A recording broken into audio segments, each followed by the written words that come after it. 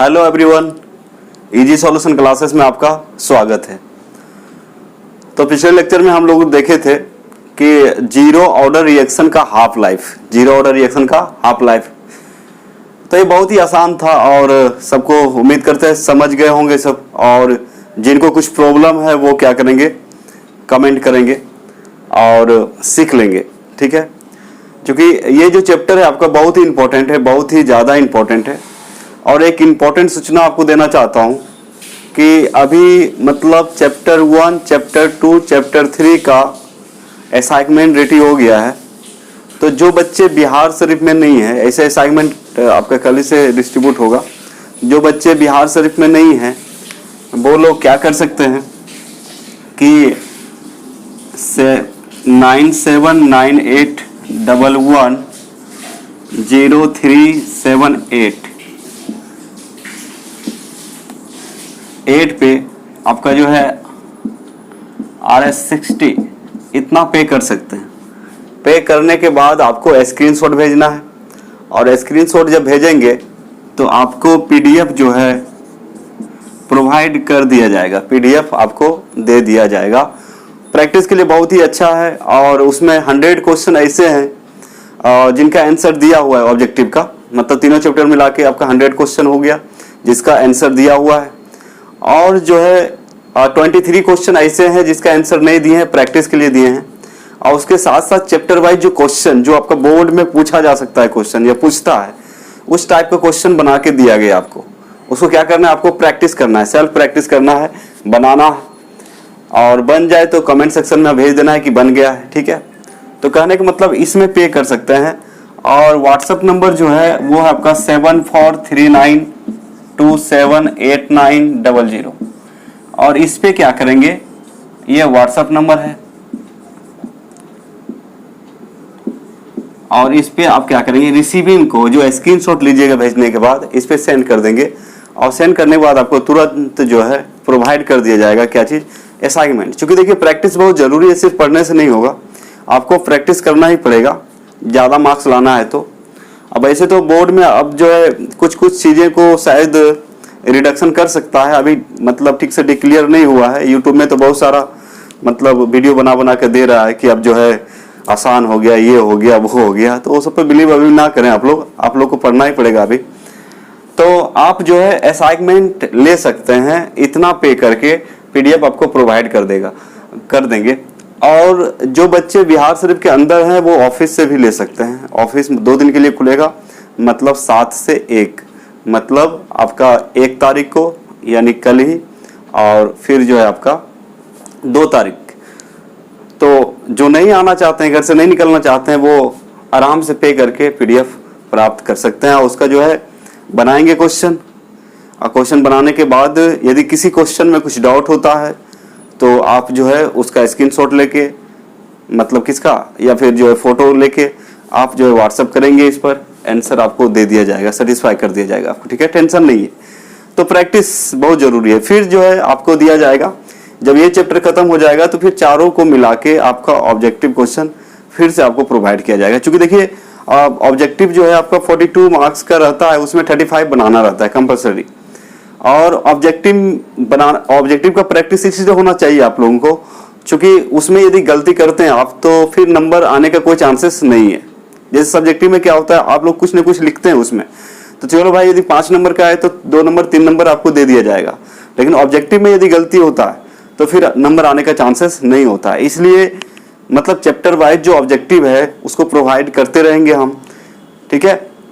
आप क्या करें, सेल्फ प्रैक्टिस करते रहें, जहां डाउट हो आप उस क्वेश्चन को व्हाट्सएप में भेज सकते हैं आप, ठीक है। तो ठीक है, चलिए अभी हम लोग जो शुरू करने जा रहे हैं बहुत ही मतलब एक प्यारा सा टॉपिक है जो है सेकेंड ऑर्डर रिएक्शन, जो कि आपकी किताब में तो सेकेंड ऑर्डर रिएक्शन का जिक्र किया है NCERT में, मतलब उसका यूनिट बताया गया है, लेकिन उसका डेरिवेशन वगैरह कुछ नहीं है। और दूसरी बात ये ध्यान में रखना है आपको, सेकेंड ऑर्डर रिएक्शन आपके एग्जाम में आ भी सकते हैं, नहीं भी आ सकते हैं। लेकिन जो यूनिट होता है, जैसे मान लिया जाए आपका रेट कांस्टेंट का यूनिट जो होता है, विशेषकर केमिकल काइनेटिक्स में यदि पूछा जाता है क्वेश्चन ऑब्जेक्टिव में, तो रेट कांस्टेंट का यूनिट पूछा जाता है। तो यदि हम ठीक से पढ़ लेते हैं इसको तो फिर कोई प्रॉब्लम नहीं, आराम से क्या करते हैं, बना सकते हैं। तो ऑब्जेक्टिव यदि बनाना चाहते हैं आप क्लियरली, मतलब पूरा कॉन्फिडेंस के साथ बनाना चाहते हैं, तो आपका चैप्टर वाइज नॉलेज होनी चाहिए। जो भी सिलेबस है आपका उसके अनुसार आपको कुछ न कुछ ज्ञान होना चाहिए, मतलब थ्योरी पार्ट आपका क्लियर होना चाहिए, तभी आप ऑब्जेक्टिव सही सही बना पाएंगे एग्जाम में। तो पहले आपको अलर्ट कर दे रहा हूँ, है ना। ऐसा नहीं है कि आप यदि कभी कभी होता है क्या बच्चे हम 500 क्वेश्चन रट के गए हैं, 1000 रट गए, उससे कोई मतलब नहीं है। क्वेश्चन कहीं से भी किसी भी लाइन से बनता है, ऑब्जेक्टिव क्वेश्चन जो है एक एक लाइन से उठा के बनाया जाता है। तो इसलिए सेल्फ प्रैक्टिस के लिए हम हैं आपके लिए, और हम असाइनमेंट प्रोवाइड करते रहेंगे, आप लोग सिर्फ रेडी रहिए। तो चलिए हम लोग स्टार्ट करते हैं आज का जो लेक्चर है, सेकेंड ऑर्डर रिएक्शन। तो सेकेंड ऑर्डर रिएक्शन को आज हम लोग ठीक से समझने की कोशिश करेंगे। तो चलिए शुरू करते हैं।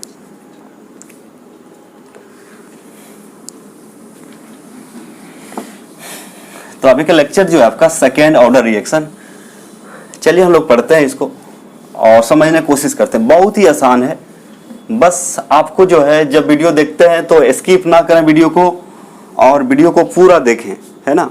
एक बार नहीं तो 2 बार देखें, लेकिन आप देखें, क्योंकि आपका काम का चीज़ है।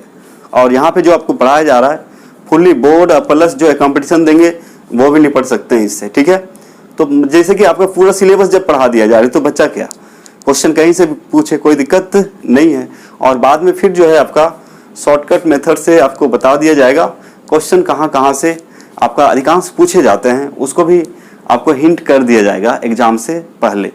और आपको एग्जाम से पहले और असाइनमेंट दिया जाएगा, मतलब प्रैक्टिस के लिए, जो आपका जो है आपके लिए बहुत ही, आपके एग्जाम बोर्ड के लिए, बोर्ड एग्जाम के लिए बहुत ही बेनिफिशियल होता है, बहुत ही लाभकारी होता है आपका, है ना, नंबर को ज़्यादा से ज़्यादा लाने का। तो केमिस्ट्री में टेंशन नहीं है आपका, हम हैं इधर, है ना, टेंशन नहीं लेने का। तो चलिए स्टार्ट करते हैं। अभी का जो लेक्चर है सेकेंड ऑर्डर रिएक्शन, ठीक है। तो चलिए मेरे साथ शुरू हो जाइए। आप लोग हेडिंग देंगे क्या चीज, second order reaction. Second order reaction, second का मतलब 2 होता है, सेकेंड का मतलब 2, इसको यहाँ द्वितीय बोलेंगे, क्या बोलेंगे, द्वितीय। ऑर्डर का मतलब बता चुके हैं आपको, कोटि होता है, क्या होता है, कोटि।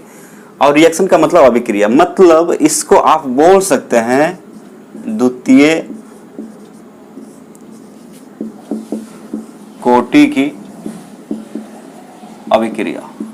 क्या बोल सकते हैं बच्चे, द्वितीय कोटि की अभिक्रिया। बहुत ही इंटरेस्टिंग है, मतलब जो भी लेक्चर देख रहे हैं बच्चे पूरा देखें, मतलब जैसे केमिकल काइनेटिक्स का देख रहे हैं उसको शुरू से देखें, उसको क्या करें आप लोग, शुरू से देखें, बहुत ही मजा आने वाले। मतलब आपको ऐसा नहीं लगेगा कि मतलब हम जो है बहुत ही जो है कुछ हार्ड चीज पढ़ रहे हैं या फिर समझ नहीं पाएंगे, नहीं, कमजोर से कमजोर बच्चे जो हैं समझ सकते हैं यदि मेरे साथ चलेंगे तो।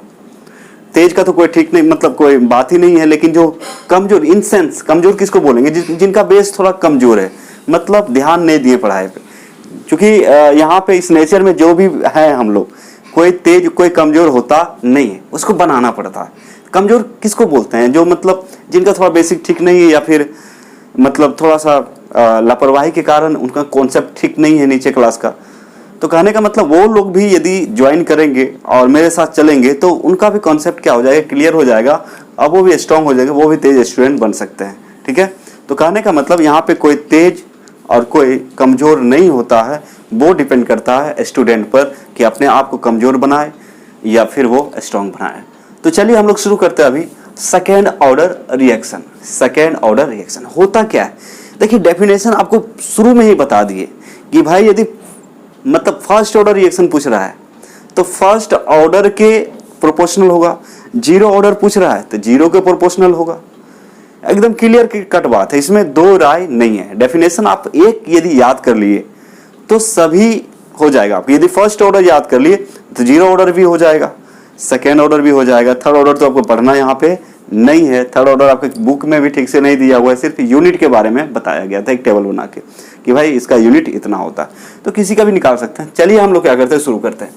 सेकेंड ऑर्डर रिएक्शन आखिर क्या होता है उसको लिख लें सबसे पहले, क्योंकि बिना डेफिनेशन का तो होगा नहीं, क्योंकि बोर्ड का एग्जाम देने जा रहे हैं। जैसे बहुत सारे बच्चे जो है बाहर पढ़ते हैं, कोटा है या फिर जहाँ भी पढ़ते हो, या फिर IIT नीट के लिए तैयारी करने जाते हैं, पता चलता है बोर्ड में उसका नंबर ही नहीं आया। इसका कारण है कि जब पढ़ाया जाता है स्टूडेंट को तो उसको डायरेक्ट फोकस कहाँ करता है, नीट पर करता है। नीट पर करता है मतलब टीचर ये समझते हैं कि बच्चा को सब कुछ तो आता ही होगा, बेसिक क्लियर होगा, इसलिए लैंग्वेज देने की जरूरत नहीं है। एक एक लाइन में पार करो, डेरिवेशन करो, क्वेश्चन बनाओ, डेरिवेशन करो, क्वेश्चन। लेकिन जब बोर्ड में लैंग्वेज जब पूछ दिए जाते हैं तो बच्चे से बनता नहीं है। इसलिए सभी टीचर्स को चाहिए, चाहे आईटी का तैयारी करवा रहे हो, मेडिकल का हो या जो भी हो, उसको शुरू में लैंग्वेज देना बहुत जरूरी होता है। क्योंकि बहुत सारे स्टूडेंट जो हैं सुन के लैंग्वेज बना लेते हैं और बहुत सारे ऐसे स्टूडेंट होते हैं जो लैंग्वेज नहीं बना पाते हैं। लेकिन हमें तो सबका रिजल्ट चाहिए ना, हमें खाली तेज का रिजल्ट नहीं चाहिए, हमें सभी बच्चे का रिजल्ट चाहिए। तो सबको लेके चलना बहुत जरूरी होता है। कोई दिक्कत नहीं, थोड़ा टाइम लग जाता है, टाइम लग सकता है थोड़ा, लेकिन हाँ सब सीख जाएंगे, है ना। तो सबके लिए बराबर सोच होनी चाहिए सबका। तो चलिए हम लोग क्या करते हैं, इसको स्टार्ट करते हैं, आखिर होता क्या है। तो जैसे हम लोग फर्स्ट ऑर्डर रिएक्शन देखे थे, उसमें क्या पढ़े थे, the rate of reaction in which, the rate of reaction बोल सकते, the reaction in which the rate of reaction is directly proportional to first power of concentration of reactant. ठीक उसी प्रकार यहां पे क्या बोलेंगे हम लोग, the reaction in which the rate of reaction is directly proportional to second power, कौन सा power, second power of concentration of reactant is called second order reaction. मतलब वैसे अभिक्रिया जिसमें अभिक्रिया की दर अभिकारक की सांद्रता के द्वितीय घातांक के समानुपाती हो तो उसे क्या कहेंगे, सेकेंड ऑर्डर रिएक्शन। इस टाइप से आप बोल सकते हैं, नो प्रॉब्लम। तो क्या लिखेंगे बच्चे, चलिए शुरू हो जाइए, the reaction in which the reaction in which the rate of reaction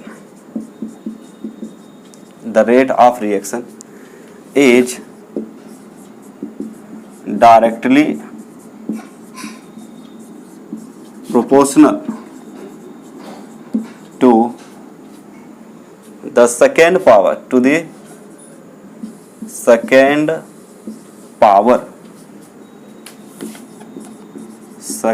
power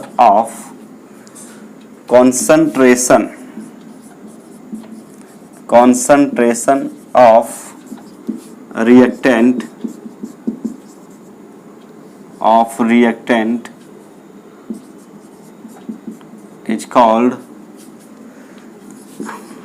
is called what, second order reaction. Simple. क्या लिखा हुआ है देखिए, ध्यान से देखें, इसको जो लिखा हुआ है इसको ध्यान से देखें तो आप समझ सकते हैं, बहुत ही आसानी से समझ सकते हैं। क्या है, the reaction in which the rate of reaction is directly proportional to the second power of concentration of reactant is called second order reaction. हम चाहते हैं इसका हिंदी, जैसे बहुत सारे बच्चे हैं जो हिंदी मीडियम का है, हिंदी में चाहते हैं तो हिंदी भी बता देते हैं, कोई प्रॉब्लम नहीं है, 2 मिनट लगता है लेकिन कोई दिक्कत नहीं है। तो इंग्लिश मीडियम हो या इंग्लिश, जो इंग्लिश मीडियम का है फुल्ली, वो क्या करेंगे, इसको लिख लेंगे, हिंदी को नेगलेक्ट कर देंगे, कोई प्रॉब्लम नहीं, हिंदी तक देखेंगे भी नहीं। और यदि हिंदी सीखने का इच्छा है तो आप सीख सकते हैं। तो क्या बोलिएगा, वैसे अभिक्रिया, हिंदी क्या बोलते हैं इसको, वैसे अभिक्रिया जिसमें वैसे अभिक्रिया जिसमें अभिक्रिया की दर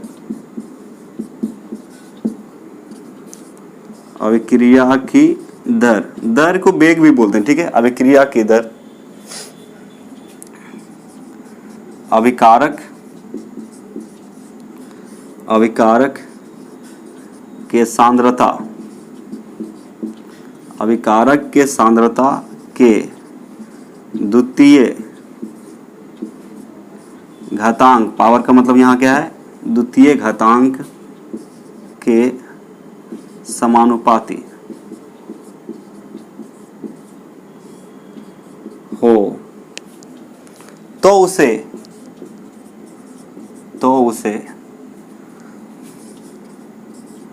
द्वितीय कोटि की अभिक्रिया कहते हैं। सिंपल, आ रहा है समझ में? बहुत ही आसान है।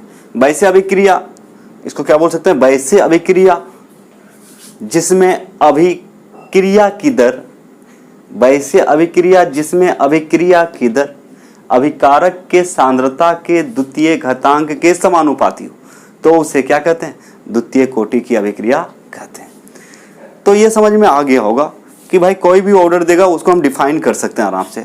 और डिफाइन करने के बाद दो ही चीज तो याद रखना है, एक इनिशियल कॉन्सेंट्रेशन, इनिशियल टाइम क्या है, दूसरा आपका काइनेटिक इक्वेशन आना चाहिए। काइनेटिक इक्वेशन यदि आता है, थोड़ा सा क्या है यहाँ पे इंटीग्रेशन है, थोड़ा सा क्या है इंटीग्रेशन डिफरेंशिएशन है, और तो कुछ है नहीं, आराम से हम कर सकते हैं। तो ये यदि फर्स्ट ऑर्डर रिएक्शन को यदि जो बच्चे बढ़िया से समझ गए हैं, ठीक से समझ में आ गया उसको, और यदि कोई दूसरा ऑर्डर भी मिले तो उनको वो क्या कर सकते हैं? एक्सप्लेन कर सकते हैं, डिफाइन कर सकते हैं, उसका डेरिवेशन कर सकते हैं, नो प्रॉब्लम। तो चलिए हम लोग क्या करते हैं, सबसे पहले इसका स्क्रीनशॉट ले लें आप लोग।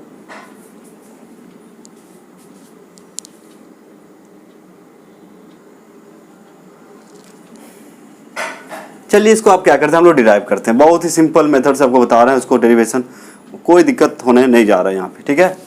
तो चलिए, और बच्चे एक बात है कि यदि आपको वीडियो अच्छा लगता है, समझ में आता है, तो थम्स अप जरूर भेजें, ठीक है? स्माइली थम्स अप भेजें, ठीक है?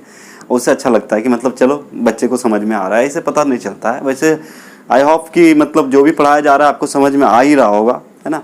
लेकिन फिर भी यदि मतलब अच्छा लगे आपको वीडियो या मेरा पढ़ाने का स्टाइल जो भी हो, यदि आपको अच्छा लगे, आपको समझ में आता है, तो आप क्या करें, थम्स अप लाइक ज़रूर करें और कमेंट करें, और जितना ज़्यादा हो सके वीडियो को आप क्या करें, दूसरे बच्चों तक, अपने दोस्तों के पास या जो भी हो वहाँ तक शेयर करके पहुँचाएं, और वीडियो को ज़्यादा से ज़्यादा क्या करें, सब्सक्राइब करें।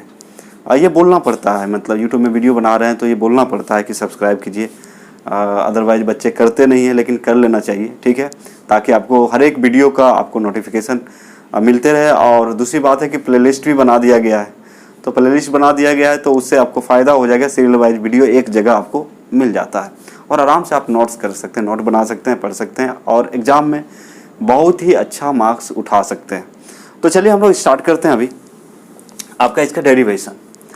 तो बच्चे हम लोग मान लेंगे एक रिएक्शन, ठीक है? कोई एक हाइपोथेटिकल रिएक्शन मान लेंगे हम लोग, जैसे मान लिया जाए कोई ए है और एक आपका बी है, ये दोनों मिलके जो बना रहा है आपका कुछ भी प्रोडक्ट बना रहा है, मान लीजिए सी बना रहा है या पी बना रहा है, कोई प्रोडक्ट बना रहा है पी, क्या बना रहा है? पी। अब सी भी बोलिए, डी भी बोलिए, कोई प्रॉब्लम नहीं है, कुछ प्रोडक्ट बना, चूंकि हाइपोथेटिकल यहाँ माना जा रहा है कि मान लीजिए ए और बी दो रिएक्टेंट है, दोनों रिएक्शन किया तो क्या बनाया? प्रोडक्ट बनाया, कुछ भी हो सकता है प्रोडक्ट, ठीक है? अब यहाँ पे यदि देखा जाए, यहाँ पे देखिए बच्चे कुछ नहीं है, तो मतलब कितना है? एक छुपा हुआ है, यहाँ पे कितना छुपा हुआ है? एक छुपा हुआ है। तो इसको आगे प्रोसीड करते हैं, यदि रेट लॉ इक्वेशन यहाँ पे लगाएं, रेट लॉ इक्वेशन यदि यहाँ पे लगाएं हम लोग, तो आपको पता है कि R directly proportional to concentration of reactant होता है, जैसे R directly proportional to concentration of reactant. यहाँ पे देखिए ये जो होता है इसको बोलते हैं हम लोग स्टाइक्योमेट्रिक कॉफिशिएंट बोलते हैं, और जो स्टाइक्योमेट्रिक कॉफिशिएंट होता है, जो गुणांक होता है, वो क्या बन जाता है? पावर बन जाता है। क्या बन जाता है? पावर बन जाता है। तो यहाँ पे रेट लॉ इक्वेशन एक्चुअली लगाया गया है, तो R इज इक्वल टू हो गया K, एक कांस्टेंट आएगा जिसको रेट कांस्टेंट बोलते हैं हम लोग, और इनटू हो जाएगा A टू द पावर 1 और B टू द पावर 1। अब एक नहीं भी लिखते हैं तो फिर भी कोई दिक्कत नहीं, चूंकि एक हमेशा छुपा रहता है, ठीक है, सभी जगह। तो ये चीज आया है। हम मान लें,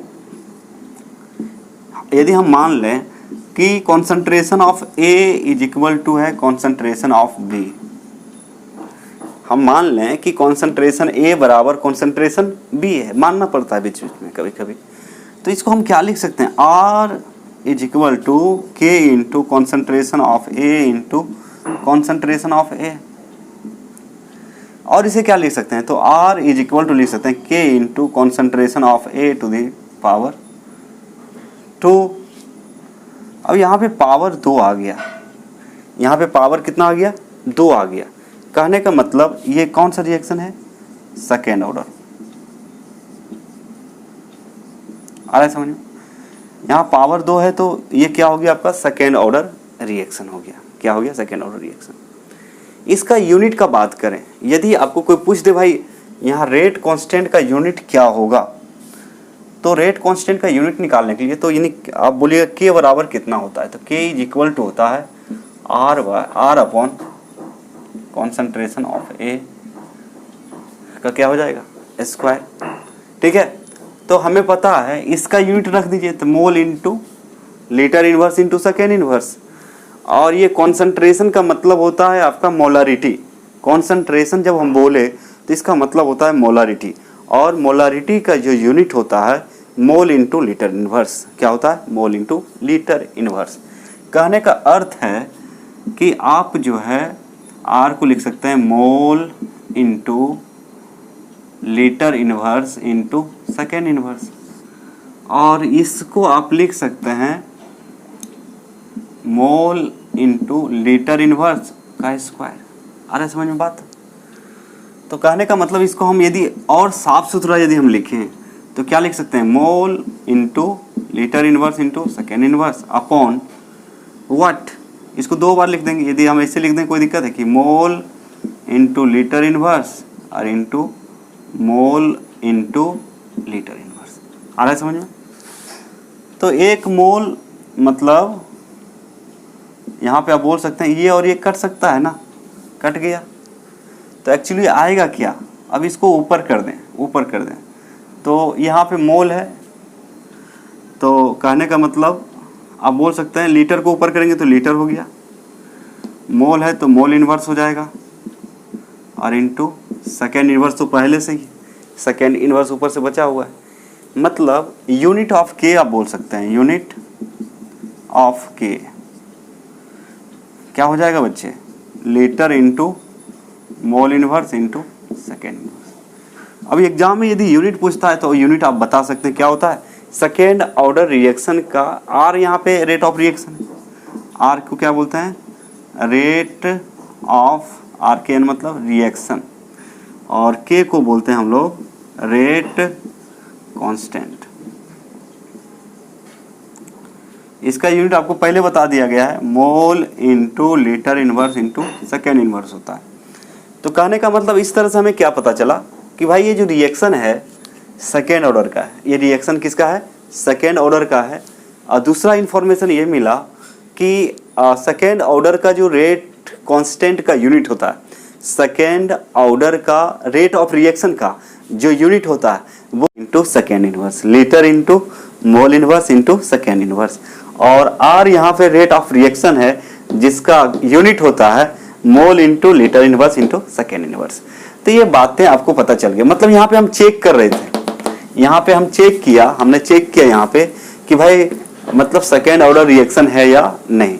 तो चेक करने के बाद हमें पता चल गया, जब हम लोग ऑर्डर ऑफ रिएक्शन जब पढ़ा रहे थे वहाँ रेट कांस्टेंट का यूनिट लिखवाए थे, फर्स्ट ऑर्डर का, जीरो ऑर्डर का, सेकेंड ऑर्डर का, तो वहाँ टेबल में भी ये चीज़ मिल जाएगा। और यहाँ ये प्रूफ हो गया, ये यहाँ क्या हो गया, इसका प्रूफ हो गया। तो कहने का मतलब सेकेंड ऑर्डर रिएक्शन का रेट कांस्टेंट का यूनिट जो होता है litre into mole inverse into second inverse होता है। अब क्या करते हैं, इतना तो इन्फॉर्मेशन हमें मिला, अब हम क्या करेंगे, आगे बढ़ेंगे। अब इसका काइनेटिक इक्वेशन लिखना है और टाइम निकालना है, रेट ऑफ मतलब सेकेंड ऑर्डर रिएक्शन का टाइम को कैलकुलेट करना है, ये बड़ी चीज है। तो चलिए, ये तो आपका जानकारी के लिए बता दिया गया। तो चलिए इसको सबसे पहले क्या करें, इसको भी आप स्क्रीनशॉट ले लें, क्योंकि यहाँ से एक इंपॉर्टेंट चीज मिला। क्या चीज, रेट कांस्टेंट का यूनिट क्या होता है, किसके लिए। अब देख रहे हैं कि सबका अलग अलग आ रहा है। फर्स्ट ऑर्डर के लिए क्या आया था, फर्स्ट ऑर्डर के लिए आया था रेट ऑफ रिएक्शन मतलब रेट कांस्टेंट का यूनिट आया था, सेकेंड इनवर्स आया था। जीरो ऑर्डर रिएक्शन जब पढ़ाया गया था वहां पे आया था मोल into litre inverse into second inverse. चूंकि वहां पे जीरो ऑर्डर रिएक्शन में क्या होता है कि rate of reaction is equal to rate constant हो जाता है। क्या हो जाता है, रेट कांस्टेंट। तो रेट ऑफ रिएक्शन का जो यूनिट होगा वही हो जाएगा आपका रेट कांस्टेंट का। लेकिन सेकेंड ऑर्डर में आपका कुछ नज़ारा अलग है। इसका कितना होता है, litre into mole inverse into second inverse. कहने का मतलब है, कहने का अर्थ है कि मतलब अलग अलग ऑर्डर के रिएक्शन के जो रेट कांस्टेंट होता है वो डिफरेंट होता है। वो क्या होता है? डिफरेंट होता है। तो चलिए फटाफट इसका क्या करें, स्क्रीनशॉट ले लें।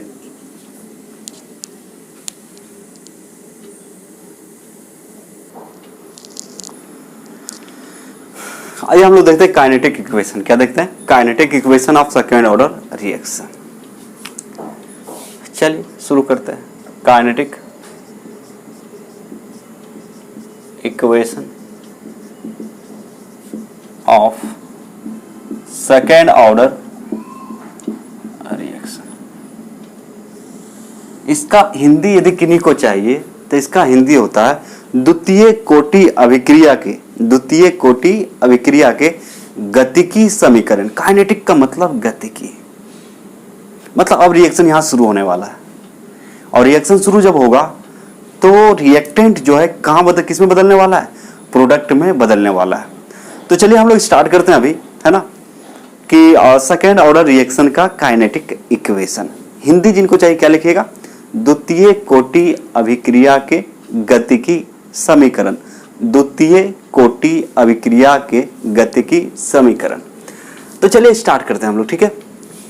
तो वही बात फिर से हम लोग ले लेंगे, वही रिएक्शन ले लेंगे। मान लिया जाए ए है, ठीक है, और एक बी है और यहाँ पे प्रोडक्ट मिल रहा है आपका पी। क्या मिल रहा है? प्रोडक्ट पी मिल रहा है। तो मान लीजिए बच्चे टाइम जो है शुरू में 0 है। टाइम कितना है? 0 है। तो इसका कॉन्सेंट्रेशन ए मोलर मान लें। इसका कॉन्सेंट्रेशन कितना मान लिया? ए मोलर। ए मोलर मतलब ए का वैल्यू जो है 1 मोल हो सकता है, 2 मोल हो सकता है, 3 मोल हो सकता है, 4 मोल हो सकता है, कुछ भी ले सकते हैं। आ रहा है समझ में ना? तो यहाँ पे क्या करेंगे, टाइम देखते हैं हम लोग। तो फर्स्ट जो टाइम है आपका, टाइम इज इक्वल टू मान लीजिए 0 है, मतलब अभी 1 सेकेंड भी पार नहीं हुआ है, अभी जस्ट मिला है। तो इसका जो है कॉन्सेंट्रेशन मान लें ए मोलर और इसका भी कॉन्सेंट्रेशन मान लें ए मोलर। लेकिन अभी यदि देखा जाए प्रोडक्ट के बारे में बात हम लोग करें तो प्रोडक्ट 0 होगा। प्रोडक्ट क्या कितना होगा? 0। जब रिएक्शन शुरू ही नहीं हुआ, टाइम 0 है, तो आपका प्रोडक्ट क्या होगा? 0 होगा, क्योंकि रिएक्टेंट जो है आपका प्रोडक्ट में अभी तक बदला नहीं है। मतलब कि मान लिया जाए इस बंदे के पास 5 रुपया है, इसके पास भी 5 रुपया है, दोनों मार्केट गया लेकिन सामान खरीदना शुरू नहीं किया। तो इसके पास दोनों के पास जितना जितना पैसा रहेगा उतना ही रहेगा। पैसा कब घटेगा? जब ये कुछ खरीदेगा, उसके बाद इसके पास उसके बदले में क्या आएगा? सामान आएगा। तो जैसे जैसे सामान खरीदना शुरू करेगा वैसे वैसे पैसा घटने लगेगा, प्रोडक्ट बढ़ने लगेगा। लेकिन जब तक नहीं खरीदता है तब तक क्या होता है? 0 होता है। इस तरह से आप समझ सकते हैं। तो कहने का मतलब ए और बी कोई 2 बंदा है और इसके पास इतना है और इसके पास इतना है, लेकिन अभी ये कुछ खरीदारी नहीं किया है, तो इसका जो प्रोडक्ट है कितना होगा? 0। तो इस समय जब तक खरीदारी नहीं करेगा तब तक टाइम क्या माना जाएगा? 0 माना जाएगा। कहने का अर्थ है ए और बी 2 रिएक्टेंट है, दोनों का मोलारिटी दिया हुआ, मतलब कॉन्सेंट्रेशन दिया हुआ है। इसका भी ए मोलर है, इसका भी ए है। मान लिया इसके पास 5 मोलर है तो इसके पास भी कितना है? 5। इसका मोलारिटी भी 5 है, मतलब इसका भी कॉन्सेंट्रेशन 5 तो इसका भी कॉन्सेंट्रेशन मान लिया 5 है। तो जब तक आपका रिएक्शन शुरू नहीं होता है, मतलब जब तक टाइम बीतेगा नहीं, रिएक्शन शुरू होगा नहीं, तब तक प्रोडक्ट आपको मिलने वाला नहीं है। चलिए होता क्या है, टाइम बराबर टी मान लें। टाइम कितना हो गया? टी। टी का मतलब हो सकता है 5 मिनट, 2 मिनट, 2 घंटा भी हो सकता है। तो टी बराबर मान लिया टी हो, टाइम बराबर टी हो गया। जब टाइम बराबर टी हो जाएगा तो मान लिया जाए एक्स मोलर जो है प्रोडक्ट में बदल गया है। कितना बदल गया? इसके पास ए था, निकल गया एक्स। इसके पास भी ए था, निकल गया कितना? एक्स। जैसे के पास 5 रुपया था, निकल गया 2 रुपया। ये 2 है तो ये क्या हो गया? प्रोडक्ट। तो कहने का मतलब कितना प्रोडक्ट में बदला है? एक्स बदला है। तो अब इसका कॉन्सेंट्रेशन जो कितना बचेगा, जैसे 5 में 2 घटा देंगे तो कितना बचेगा? 3। तो करते कैसे हैं यहाँ पे? ए माइनस कितना कर देंगे? एक्स, क्योंकि इतना एक्स जो है प्रोडक्ट बन चुका है। ठीक उसी प्रकार बी का लेंगे तो ए माइनस एक्स, और कैपिटल एम मतलब मोलारिटी है, कॉन्सेंट्रेशन। तो इस पे रेट ऑफ रिएक्शन नहीं निकालेंगे, इसलिए नहीं निकालेंगे क्योंकि यहाँ पे कोई चेंजिंग हुआ ही नहीं है। जब ही निकाला जाएगा इस पर निकाला जाएगा। अब ये दोनों का जो है, अब रेट ऑफ रिएक्शन देखा जाए रिमेनिंग कॉन्सेंट्रेशन का, तो हो जाएगा R बराबर K into concentration of A minus x into concentration of A minus x. अब यहाँ बड़ी ब्रैकेट क्यों नहीं लिए, चूंकि इसका वैल्यू दिया हुआ है। बड़ी ब्रैकेट मतलब कॉन्सेंट्रेशन टर्म के लिए कब लेते हैं, जब नहीं दिया रहता वैल्यू। तो कहने का मतलब ये दोनों यदि मल्टीप्लाई होगा तो कितना हो जाएगा, k into concentration of a minus x, ठीक है, और टू द पावर 2। ये सीधा सीधी बोल रहा है कि आपका मतलब सेकेंड ऑर्डर रिएक्शन है। इसको इक्वेशन 1 मान लें। कितना मान लिया, इक्वेशन 1। चलिए आगे बढ़ते हैं। अब R को रेट ऑफ रिएक्शन बोलते हैं। रेट ऑफ रिएक्शन को वेलोसिटी ऑफ रिएक्शन भी कहा जाता है, अभिक्रिया की वेग कहा जाता है। क्या कहा जाता है, अभिक्रिया की वेग। तो अभिक्रिया की जो वेग है आपका, वो वेलोसिटी है। तो वेलोसिटी को हम लोग कैसे इंडिकेट करते हैं, dx बाई dt करते हैं। मतलब हम लोग मान लेंगे यहाँ पे let r is equal to dx by dt। यहाँ पे t लगा सकते हैं। t क्यों लगाएंगे, क्योंकि rate of reaction time t पर निकाला जा रहा है। रेट ऑफ रिएक्शन जो है टाइम t पर निकाला जा रहा है। समझ में आ रहा है ना। तो RT को हम लोग मान लें dx बाई dt। अब putting the value of RT in equation 1, इसको पुट कर दीजिए। पुटिंग द वैल्यू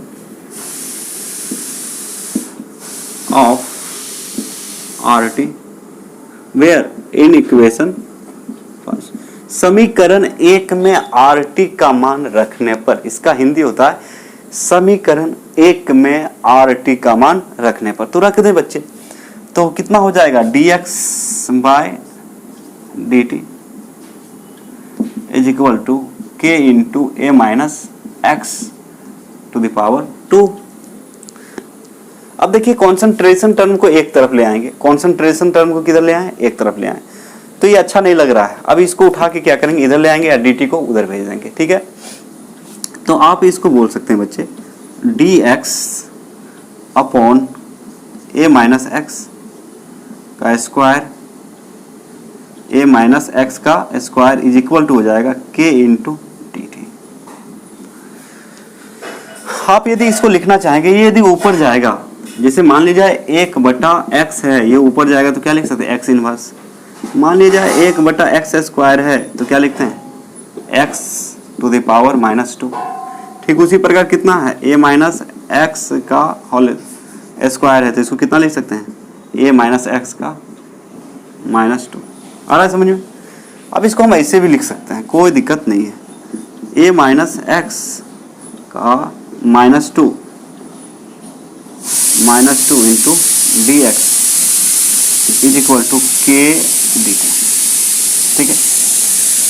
अब देखिए हमें तो चाहिए t का वैल्यू चाहिए। क्या चाहिए, t का वैल्यू चाहिए। तो t का वैल्यू अपने ऐसे सिंपल तरीका से तो निकलेगा नहीं। तो यहाँ पे मैथ का दरवाजा ठकठकाना पड़ेगा। उसमें भी किसके पास जाना पड़ेगा, किस महानुभव के पास जाना पड़ेगा, इंटीग्रेशन के पास जाना पड़ेगा। किसके पास जाना पड़ेगा, इंटीग्रेशन। मतलब केमिकल काइनेटिक पढ़ने के लिए आपको डिफरेंशिएशन और इंटीग्रेशन आना चाहिए। ठीक है, आ रहा है समझ में। तो बहुत ही सिंपल है बच्चे। और यहाँ पे देखिए मैथमेटिक्स का 2-3 पार्ट यूज होता है, डिफरेंशिएशन, इंटीग्रेशन, जोड़ घटा गुना भाग तो है ही, और उसके साथ साथ लॉग का यूज होता है, लॉगरिदम, है ना। तो चलिए अब क्या करते हैं, हम लोग आगे बढ़ते हैं।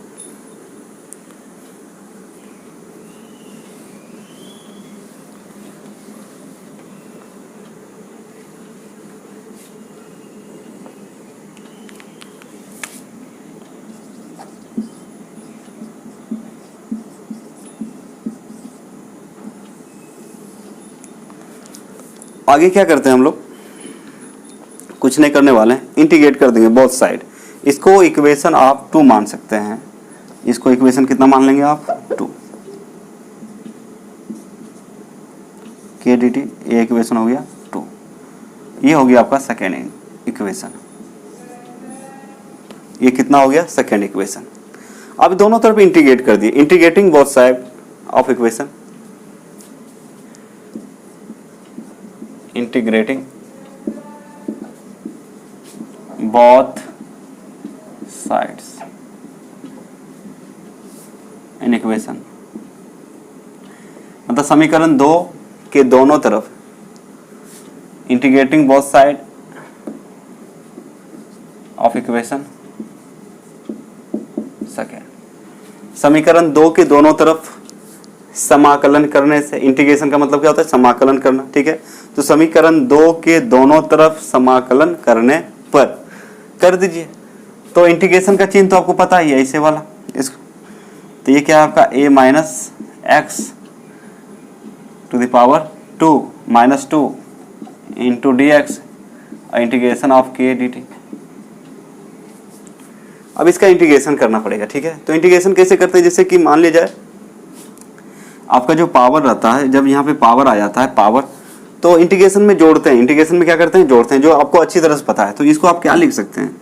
इसको लिख सकते हैं मतलब a माइनस एक्स है ना, और टू द पावर कितना है? माइनस 2 है। इसको 1 जोड़ दीजिए और अपॉन कितना हो जाएगा? माइनस 2 और प्लस 1 और गुना। इतने यहाँ पर नहीं रुकेगा। अब यहाँ पे एक पार्ट रहता तो कोई दिक्कत नहीं है, एक पार्ट रहता तो यहाँ पे a माइनस एक्स है, तो इसको फिर से क्या करते हैं? डिफ्रेंशिएट कर देते हैं। क्या करते हैं? डिफ्रेंशिएट। a माइनस मतलब ये तो रूल के अनुसार आया। अब ये माइनस a माइनस एक्स जो है इसको डिफ्रेंशिएट कर दीजिए, मतलब ये हो जाएगा D A minus x upon D x. अब इसको क्या करना है? सॉल्व कर देना है, और बराबर यहाँ पे हो जाएगा k इंटू डी टी। यहाँ पे बात क्या है कि k यहाँ पे कांस्टेंट है तो बाहर निकल जाएगा, तो dt का सिर्फ इंटीग्रेशन होगा, ठीक है। तो रूल तो पता ही होगा आपको। तो इसको आप क्या लिख सकते हो? जैसे माइनस 2 प्लस 1 तो माइनस 1 हो जाएगा, यानी कि आप लिख सकते हैं इसको a माइनस एक्स और पावर माइनस 1 और बटा कितना आ जाएगा? माइनस 1। तो माइनस 1 भागा में है तो आप यहाँ भी लिखिएगा, कोई प्रॉब्लम नहीं है, ठीक है। और गुना हो जाएगा। अब देखिए इसका डिफ्रेंशिएशन कैसे करेंगे? इसको आप ऐसे लिख सकते हैं डी ए बटा डी एक्स, अलग अलग कर दीजिए, minus d x by d x और equal to k t plus c. एक कांस्टेंट आएगा। डी टी का जो इंटीग्रेशन होता है टी होता है, क्या होता है? टी होता है। एक कांस्टेंट आएगा सी, क्या आएगा? सी। अब इसको यदि हम संभाल के लिखें तो आप इसको लिख सकते हो माइनस 1 बटा, इनवर्स में है ना, नीचे आएगा तो हो जाएगा a माइनस एक्स। आ रहा है समझ में? नीचे आएगा तो कितना हो जाएगा? a माइनस एक्स हो जाएगा, ठीक है। अब फिर यहाँ पे देखा जाए तो D A by D x है, ठीक है। तो ये आपका कांस्टेंट टर्म का डिफ्रेंशिएशन 0 होता है। कितना होता है? 0। तो ये हो जाएगा 0 और माइनस कितना? 1 हो जाएगा। D x by D x का डिफ्रेंशिएशन है ना, डी सी को डी सी करेंगे, D x by D x होगा तो कितना आएगा? 1 आएगा। कोई कांस्टेंट का डिफरेंशिएशन, जैसे मान लिया जाए आपको बोला जाए d2 बटा dx बराबर कितना होगा? 0। तो कोई भी कांस्टेंट टर्म होता है उसका डिफरेंशिएशन कितना होता है? 0 होता है। तो ये बात ध्यान में रखेंगे, जो कि गणित में आप लोग पढ़ चुके हैं, टेंशन नहीं है। अब बराबर कितना हो जाएगा? kt plus c. इसको यदि संभाल के रखें लिखें बच्चे तो ये माइनस और माइनस क्या हो जाएगा? प्लस। माइनस और माइनस क्या हो जाएगा? प्लस। तो क्या मिलेगा आपको? आपको मिलेगा simply 1 upon a minus x is equal to k t plus c. इसको इक्वेशन 3 मान लें। कितना मान लें? 3। ये इक्वेशन कितना हो गया? 3 हो गया। अब इसमें क्या लगाएंगे? Initial condition. इनिशियल कंडीशन मतलब जब रिएक्शन शुरू नहीं हुआ था, टाइम 0 था, अब प्रोडक्ट भी 0 था, मतलब प्रोडक्ट यहाँ कौन है? x है। प्रोडक्ट यहाँ पे कौन है? x है। बाद में लिखवा देंगे कि किसको क्या कहा जाता है। तो a है इनिशियल कॉन्सेंट्रेशन, x है प्रोडक्ट। तो मान लीजिए हम लोग इनिशियल कंडीशन को मान के चले तो यहाँ पे जो है x भी 0 हो जाएगा, t भी 0 हो जाएगा, तो आपका c का वैल्यू क्या हो जाएगा? प्राप्त हो जाएगा। तो यहाँ पे c का वैल्यू निकालना है, और निकालने के बाद फिर इसी इक्वेशन में c का वैल्यू रख देंगे, ठीक है। और फिर देखेंगे क्या आता है। तो बहुत ही सिंपल है। तो चलिए एक बार और समझ लेते हैं, आपको समझा देते हैं ताकि दिक्कत ना हो। समझिए, काइनेटिक इक्वेशन लिखने के लिए क्या किया हम लोग? ए और बी दो रिएक्टेंट है और प्रोडक्ट मिला पी है। जब टाइम 0 था, इसका कॉन्सेंट्रेशन मान लिया ए मोलर है, इसका भी ए है। अब यदि टाइम टी हो जाता है तो मान लीजिए इससे जो है ये जो इनिशियल कॉन्सेंट्रेशन है इससे कितना निकल जाता है? एक्स। निकल जाने का मतलब प्रोडक्ट में बदल जाता है। किसमें बदल जाता है? प्रोडक्ट में। तब आपके पास कितना बचेगा? तो पहले ए था, एक्स निकल गया तो ए माइनस एक्स। इसके पास भी पहले ए था, एक्स निकल गया तो ए माइनस एक्स हो गया। तो इस पर रेट ऑफ रिएक्शन निकालने से कोई फायदा नहीं है, क्योंकि यहाँ पे कोई चेंजिंग नहीं आया। तो हम लोग निकाल रहे हैं आरटी पर निकाल रहे हैं। किस पर निकाल रहे हैं? आरटी पर। RT का मतलब होता है rate of reaction at time t, rate of reaction at time t। तो RT पर जब निकालेंगे तो हमें वैल्यू मिल रहा है आपका कितना, RT is equal to K into concentration of A into concentration of ये, मल्टीप्लाई करेंगे तो स्क्वायर आ जाएगा। मतलब ये क्या बता रहा है, ये बता रहा है कि रिएक्शन जो है सेकेंड ऑर्डर का है। किसका है, सेकेंड ऑर्डर का। चलिए ठीक है, उसके बाद क्या करेंगे हम लोग जो है रेट ऑफ रिएक्शन को वेलोसिटी ऑफ रिएक्शन भी कहते हैं, रेट ऑफ रिएक्शन को वेलोसिटी ऑफ रिएक्शन कहते हैं। तो कहने का मतलब हम लोग मान लें let RT is equal to dx/dt हो गया। तो putting the value of RT in equation 1, अब इक्वेशन 1 में RT का वैल्यू क्या करें, पुट कर दें तो आ जाएगा dx/a माइनस एक्स का square is equal to kdt। अब इसी को ऊपर ले जाएंगे, इसको हम ये ऊपर ले जाएंगे तो a माइनस एक्स का -2 हो जाएगा पावर, ठीक है, इज इक्वल टू dx बराबर हो जाएगा kdt हो जाएगा। हमें चाहिए t, सिर्फ dt नहीं चाहिए, क्या चाहिए, t चाहिए। तो t के लिए आपको इंटीग्रेशन करना पड़ेगा, तो इंटीग्रेट कर देंगे दोनों साइड। तो इंटीग्रेशन तो आपको आता ही है, अब कर देंगे तो इंटीग्रेशन करने के बाद फाइनल वैल्यू क्या मिलेगा, इसका इंटीग्रेशन का वैल्यू क्या मिलेगा, 1/a minus x is equal to kt plus c। इसको इक्वेशन कितना मान लेंगे, 3। उसके बाद फिर से इसमें क्या रखते हैं, इनिशियल कंडीशन। क्या रखते हैं इसमें, इनिशियल कंडीशन। और इनिशियल कंडीशन देख के, इनिशियल कंडीशन क्यों रखते हैं, क्योंकि हमें c का वैल्यू पता चल जाता है कि भाई c का मान यहाँ पे कितना है, कांस्टेंट c यहाँ पे कांस्टेंट है, उसका वैल्यू कितना है। तो चलिए इसका क्या करें, फटाफट आप लोग स्क्रीनशॉट ले लें, आगे बताते हैं।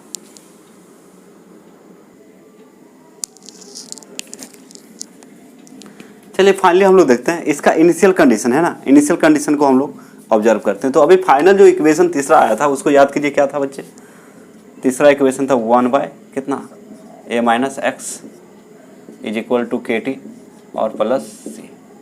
इसको इक्वेशन 3 बोले थे, ठीक है। अब by initial condition, by initial condition इसका मतलब होता है प्रारंभिक स्थिति द्वारा। प्रारंभिक स्थिति मतलब शुरू में क्या था, तो शुरू में आपका बच्चे t इज इक्वल टू 0 था and x is equal to 0 था। क्यों, जब रिएक्शन ही शुरू नहीं हुआ था, टाइम 0, कोई प्रोडक्ट नहीं मिला, तो x यहाँ पे क्या है, प्रोडक्ट, x यहाँ पे क्या है, प्रोडक्ट, तो x भी क्या हो जाएगा, 0। याद रखिएगा, जब तक रिएक्शन शुरू नहीं होगा तब तक प्रोडक्ट बनेगा नहीं। तो t बराबर 0, इनिशियल, बाय इनिशियल कंडीशन में t बराबर कितना हो जाएगा, 0, और x भी क्या हो जाएगा, 0। Putting the value of t and x in equation 3, putting the value of t and x where in equation 3। इसका हिंदी होता है समीकरण 3 में, क्या बोलिएगा, समीकरण 3 में किसका, t और x का मान रखने पर, t और x का मान रखने पर पुट कर दें तो 1/a माइनस 0, x के लिए कितना लिखा जाएगा, 0 बराबर k इंटू 0 और is equal to a plus c। तो c बराबर साफ साफ क्या आ गया, साफ सुथरा में c बराबर आ जाएगा 1/a। अब फिर से क्या करेंगे, इसी वैल्यू को इक्वेशन 3 में रख देंगे, मतलब फिर जहां से निकला वहीं पे रख दीजिए। फिर क्या लिख सकते हैं, putting the value of what, c in equation where 3।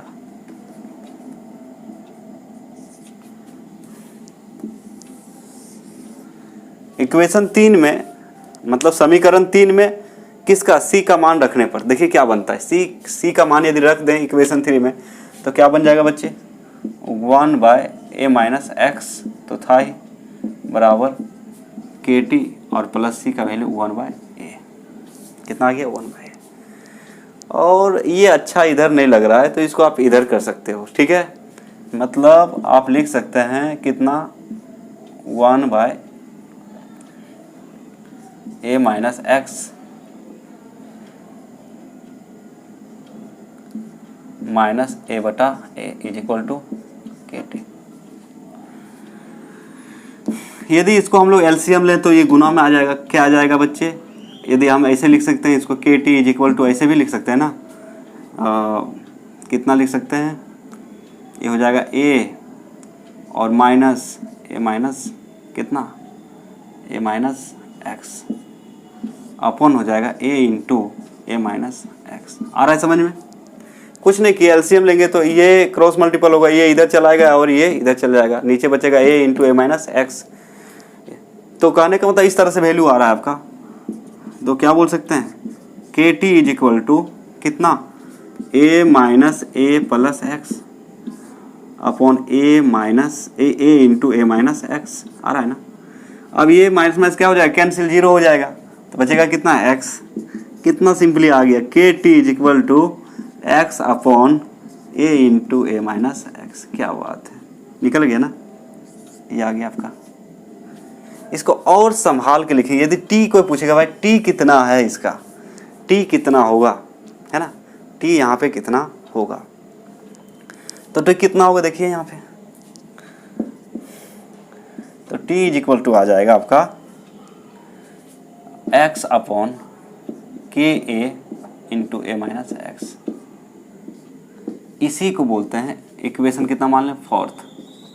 और यही जो है आपका, यही इक्वेशन है आपका, इसी का नाम क्या है,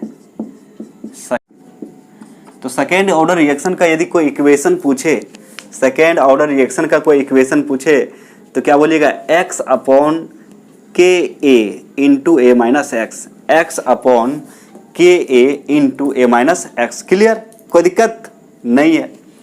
मान लीजिए रेट कांस्टेंट यदि निकालना बोले सेकेंड ऑर्डर रिएक्शन का रेट कांस्टेंट, तो k इज इक्वल टू क्या लिखेगा, x अपॉन टी इंटू ए और a माइनस एक्स।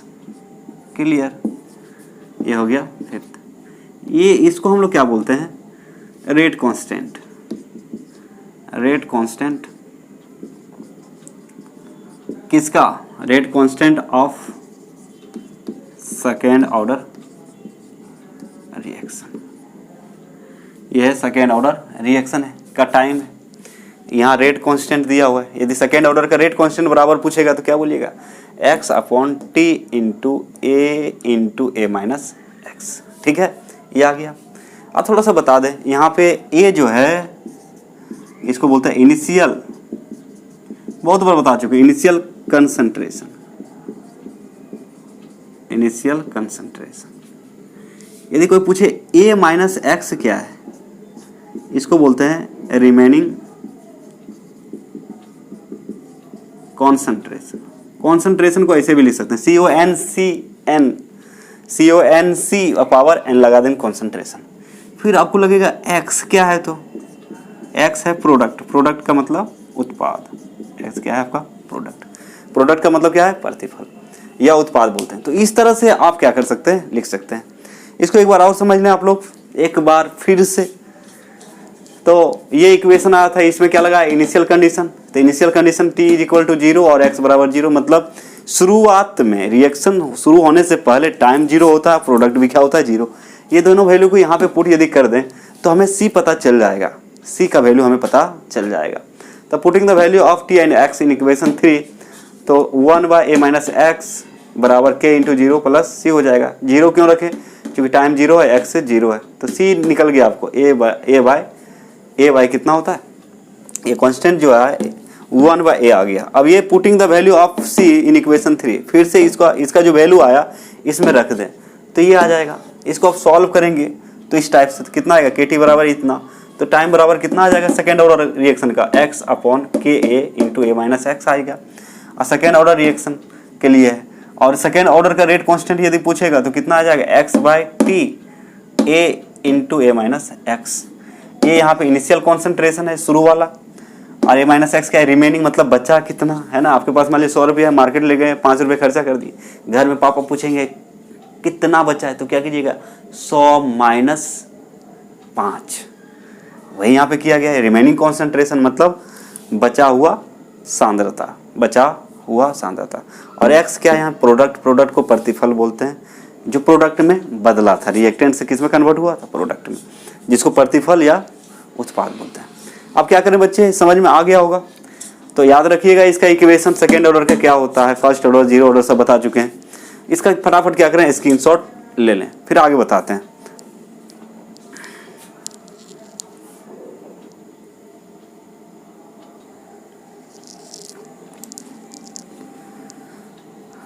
चलिए आइए अब जो देखेंगे इसका हाफ लाइफ भी देख लेते हैं ना, थोड़ा 5 मिनट और लगेगा, हो जाएगा, मतलब क्लियर हो जाएगा आपका, ठीक है। तो half life of second order reaction देख लेते, बहुत ही सिंपल होता है। चलिए हम लोग पढ़ते हैं half life of second order reaction.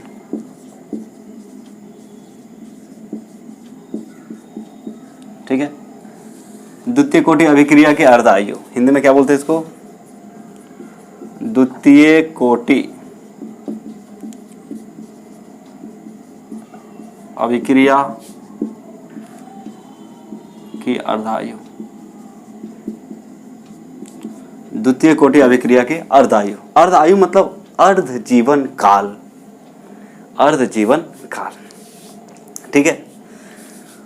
तो अर्ध जीवन काल का मतलब होता है जैसे मान लीजिए कोई चीज डिके कर रहा है तो उसका आधा डिके होने में कितना समय लगेगा। जैसे मान लीजिए 1 केजी दूध से दही में कन्वर्ट कर रहे हैं तो आधा केजी दूध जो है दही में कन्वर्ट होने में कितना समय लगेगा, वो जितना भी समय लग जाए उसको क्या बोलेंगे, हाफ लाइफ। क्या बोलेंगे, हाफ लाइफ। समझ में आ रहा है? तो इस तरह सब समझिए कि मान लीजिए जो मिल्क है 1 केजी मिल्क है आपके पास, उसको आप उसमें लैक्टोबैसिलस बैक्टीरिया डाल दिया और आप सोच रहे हैं कि मतलब इसका हाफ लाइफ निकालें। तो हाफ लाइफ कैसे निकलेगा, मतलब 1 केजी दूध में आधा केजी दूध यहाँ रिएक्टेंट हो गया, दही में बदलने में कितना समय लगेगा, मतलब उसका 50% कन्वर्ट कितना समय में होगा। तो वही बात है, तो इसको हम सिंपली बोलते हैं द टाइम ड्यूरिंग विच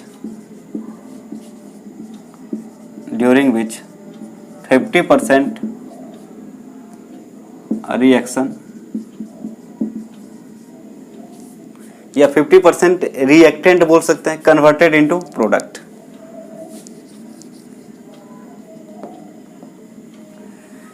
ऐसे भी बोल सकते हैं द टाइम ड्यूरिंग विच, या फिर सिंपल भी समझिए, ज्यादा घुमाएंगे, the time during which 50% reaction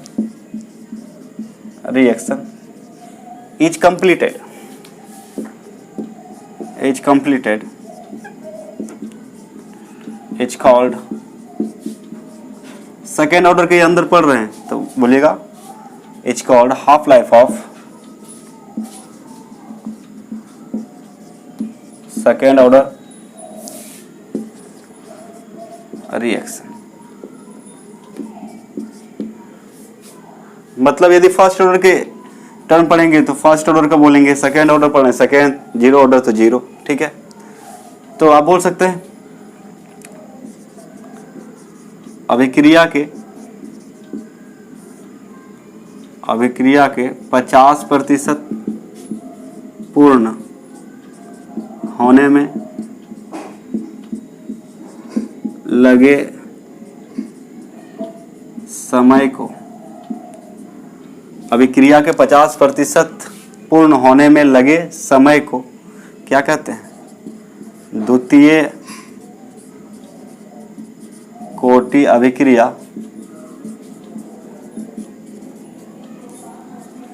के अर्धायु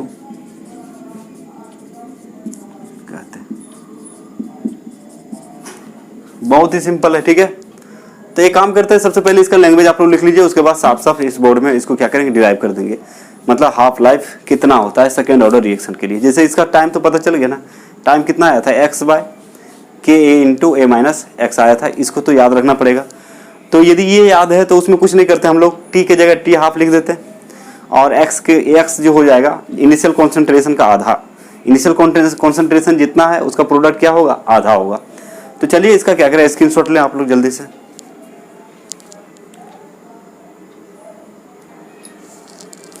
चलिए आइए इसको प्रूव करते हैं, ठीक है। तो इसका डेरिवेशन देखिए, वी नो दैट,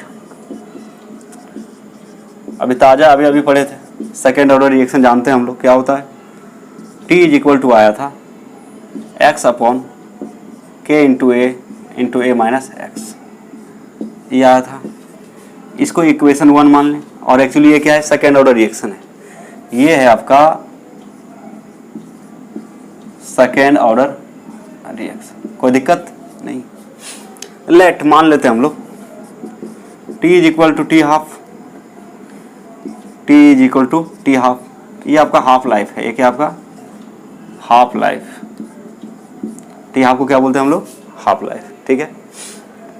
और यहाँ पे जो प्रोडक्ट होगा, प्रोडक्ट कितना होना चाहिए, जितना इनिशियल कॉन्सेंट्रेशन है, इनिशियल कॉन्सेंट्रेशन आपको बता दिए ए है, उसका आधा प्रोडक्ट में बदल जाना चाहिए, तो यानी कि प्रोडक्ट बराबर कितना हो जाएगा, x is equal to a/2। अब ये दोनों वैल्यू पुट कर देंगे, t और x का वैल्यू पुट कर देंगे इक्वेशन 1 में, तो putting the value of what t and x in equation, कहाँ, सेकेंड, इन इक्वेशन फर्स्ट, एक ही इक्वेशन है ना, इन इक्वेशन फर्स्ट, समीकरण 1 में t और x का मान रखने पर, तो बच्चे आप रख सकते हैं, कोई दिक्कत नहीं है, रखिए।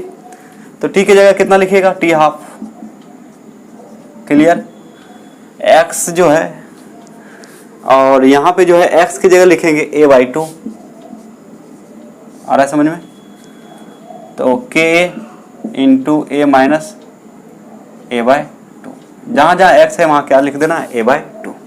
चलिए इसको सॉल्व करते हैं फटाफट, तो t half is equal to a/2 k into कितना हो जाएगा, 2a माइनस a/2, आ रहा है समझ में। तो एक्चुअली आएगा क्या, ये t half a/2 upon k a into 2a में से a गया तो कितना बचा, a/2, इतना बच रहा है। अब ये दोनों क्या हो जाएगा, ये आपका कितना a/2 है, ये और ये क्या हो जाएगा, कैंसिल, तो t हाफ कितना आ गया, 1/k, यही है आपका half life of second order reaction, proof हो गया। तो सबका अलग अलग आ रहा है, फर्स्ट ऑर्डर का अलग आया था हाफ लाइफ, जीरो ऑर्डर का अलग आया है, और सेकेंड ऑर्डर का अलग आया है, तो इस टाइप से आप लिख सकते हैं, ठीक है। अब यहाँ भी इसका हाफ लाइफ किस पे डिपेंड करता है, तो किस पे कर रहा है, rate constant and initial concentration, मतलब यहाँ पे जो है टी हाफ जो है इन्वर्सली प्रोपोर्शनल टू है इनिशियल कॉन्सेंट्रेशन के, और एक चीज और, टी हाफ जो है इसका हाफ लाइफ जो है इन्वर्सली प्रोपोर्शनल टू है के। तब सिंपली अब क्या बोल सकते हैं बच्चे कि यदि बोला जाए कि second half life of second order reaction किस पर निर्भर करता है, वो करता है इनिशियल कॉन्सेंट्रेशन और रेट कांस्टेंट पर, इनिशियल कॉन्सेंट्रेशन और रेट कांस्टेंट, मतलब यदि दोनों बढ़ता है तो हाफ लाइफ घटेगा, इनिशियल कॉन्सेंट्रेशन यदि बढ़ा देंगे तो हाफ लाइफ क्या हो जाएगा, घट जाएगा। मतलब आप बोल सकते हैं half life of second order reaction depends on what, initial concentration, initial मतलब प्रारंभिक, initial concentration of reactant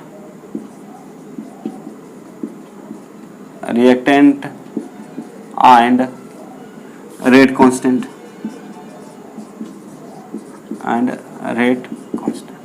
तो रेट कांस्टेंट तो यहाँ पे आपका फिक्स है, रेट कांस्टेंट तो यहाँ पे क्या है, सेकेंड ऑर्डर के लिए फिक्स ही हो जाएगा, सेकेंड ऑर्डर के लिए तो फिक्स है, तो आप इसको लिखे या नहीं लिखे कोई फर्क पड़ता नहीं है। तो याद रखना है आपको, सिंपली यदि याद रखना है तो आप याद रखेंगे, क्योंकि देखिए रेट कांस्टेंट है उसमें कोई बदलाव तो होता नहीं है, तो आप सिंपल याद रखिए हाफ लाइफ सबको बता दिए, जीरो ऑर्डर किस पर निर्भर करता है, इनिशियल कॉन्सेंट्रेशन पर, फर्स्ट ऑर्डर इंडिपेंडेंट है इनिशियल कॉन्सेंट्रेशन का, लेकिन सेकेंड ऑर्डर का हाफ लाइफ यदि पूछेगा किस पर निर्भर करता है, तो ये भी डिपेंड करता है इनिशियल कॉन्सेंट्रेशन पर, लेकिन ये रिलेशन जो है इनवर्सली प्रोपोर्शनल टू है, मतलब यदि इनिशियल कॉन्सेंट्रेशन को हम बढ़ाएंगे तो फिर आपका हाफ लाइफ घटेगा, और यदि इनिशियल कॉन्सेंट्रेशन को कम रखेंगे तो हाफ लाइफ ज्यादा होगा, हाफ लाइफ क्या होगा, ज्यादा होगा। तो सिंपल है यहाँ पे, इसका मतलब होता है द्वितीय कोटि अभिक्रिया के अर्ध आयु किस पर निर्भर करता है?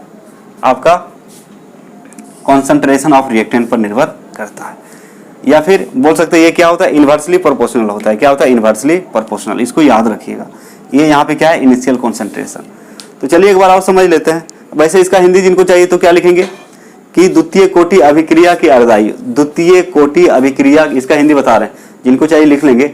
द्वितीय कोटि अभिक्रिया की अर्ध आयु मतलब प्रारंभिक अभिकारक की प्रारंभिक, या फिर बोल सकते हैं अभिकारक के प्रारंभिक सांद्रता पर निर्भर करता है। अभिकारक के प्रारंभिक सांद्रता पर निर्भर करता है। द्वितीय कोटि अभिक्रिया की अर्ध आयु अभिकारक के प्रारंभिक सांद्रता पर निर्भर करता है। मतलब रिलेशन यदि कोई पूछेगा तो क्या होता है? T half inversely proportional to initial concentration. ये बात आपको याद रखना पड़ेगा। डायरेक्टली नहीं होता, डायरेक्टली होता है जीरो ऑर्डर में। इसमें क्या होता है? इनवर्सली होता है। तो इस टाइप से हम लोग क्या किए, इस तरह से हम लोग देख लिए कि इसका हाफ लाइफ क्या होता है। एक बार और फिर रिवाइज कर ले कि ये आपका सेकेंड ऑर्डर रिएक्शन है, इसका हाफ लाइफ चाहिए। तो टाइम को टी हाफ बोल देंगे, एक्स को a/2 बोल देंगे। a/2 क्यों? क्योंकि जो प्रोडक्ट होगा वो कितना होना चाहिए? इनिशियल कॉन्सेंट्रेशन का आधा होना चाहिए। क्योंकि आधा होने में जो समय लगता है, मतलब जितने भी रिएक्टेंट है, जितना अमाउंट है, उसका जितना मोल है, उसका आधा होने में जितना समय लगेगा उसी को अर्ध आयु बोलते हैं। सीधा बात है। जैसे 1 kg यूरेनियम है, उसका डिकेइंग चल रहा है, डिके कर रहा है, तो कहने का मतलब उसका आधा kg कितना समय में डिके हो जाएगा, उसी को बोलते हैं हाफ लाइफ बोलते हैं। क्या बोलते हैं? Half life. तो इसको क्या करेंगे, ये दोनों वैल्यू को पुट कर देंगे इक्वेशन 1 में। तो कैलकुलेट करने के बाद हमें क्या मिलेगा? टी हाफ बराबर इतना मिलेगा। अब यदि कोई पूछेगा हाफ लाइफ किस पर डिपेंड करता है, वो करता है आपका इनिशियल कॉन्सेंट्रेशन पर करता है। और रिलेशन पूछेगा क्या होता है दोनों के बीच, तो इन्वर्सली प्रोपोर्शनल टू होता है। मतलब एक बढ़ेगा तो दूसरा घटेगा, दोनों एक साथ नहीं बढ़ सकता है। तो हाफ लाइफ यदि आपको क्या चाहिए? ज्यादा चाहिए तो इनिशियल कॉन्सेंट्रेशन कम होना चाहिए। हाफ लाइफ यदि कम चाहिए तो इनिशियल कॉन्सेंट्रेशन ज्यादा होना चाहिए। तो ये है आपका सेकेंड ऑर्डर रिएक्शन, जो आपकी बुक में नहीं दिया हुआ है। आपके बुक में सिर्फ यूनिट दिया था, डेरिवेशन नहीं है। एनसीईआरटी आप देख सकते हैं खोल के, उसमें कोई डेरिवेशन नहीं है। तो आपको यहाँ डिटेल में बता दिया गया है। तो इसके रिलेटेड यदि क्वेश्चन आता है, ऐसे तो पूछता नहीं है बोर्ड आपका इसके रिलेटेड, क्योंकि एनसीईआरटी में है ही नहीं, इसका पूरा जिक्र नहीं किया है। तो आप टेंशन ना लें। कभी कभी क्या पूछता है? यूनिट। तो यूनिट तो बता दिए, litre into mole inverse into second inverse, शुरू में बता दिए। डेरिवेशन बाय द वे आपसे पूछ दे तो आप जो है बता सकते हैं। या फिर ऑब्जेक्टिव में ये पूछ दे कि सेकेंड ऑर्डर रिएक्शन जो है मतलब किस पर डिपेंड करता है, उसका रेट कांस्टेंट, ये क्या बोलते हैं, हाफ लाइफ, तो वो आप बता सकते हैं इनिशियल कॉन्सेंट्रेशन पर। और जो रिलेशन होता है दोनों के बीच, इनवर्सली का होता है। तो आज का लेक्चर आपका यहीं समाप्त होता है। फिर नेक्स्ट लेक्चर में मिलते हैं। और इस चैप्टर में आप 2 टॉपिक और बच गया है, एक है कोलिजन थ्योरी और दूसरा है अरहेनियस इक्वेशन। कोलिजन थ्योरी और अरहेनियस इक्वेशन, और दोनों में से सबसे ज्यादा इंपॉर्टेंट जो है अरहेनियस इक्वेशन। अरहेनियस इक्वेशन यदि पूछेगा तो कितने पूछेगा? 5 मार्क्स में आएंगे। तो कहने का मतलब 2 टॉपिक और बचा है, इसके बाद हम लोग ये चैप्टर खत्म हो जाएगा। उसके बाद शुरू करेंगे नेक्स्ट। फिजिकल का लास्ट होगा आपका सरफेस केमिस्ट्री। उसमें सिर्फ लैंग्वेज है, उसमें क्या है? लैंग्वेज है, समझना रहता है। लेकिन वो भी आपका 5 मार्क्स का चैप्टर है। लेकिन 5 में 4 भी पूछ सकता है, 3 भी पूछ सकता है, 2 भी पूछ सकता है, 10 भी पूछा जा सकता है।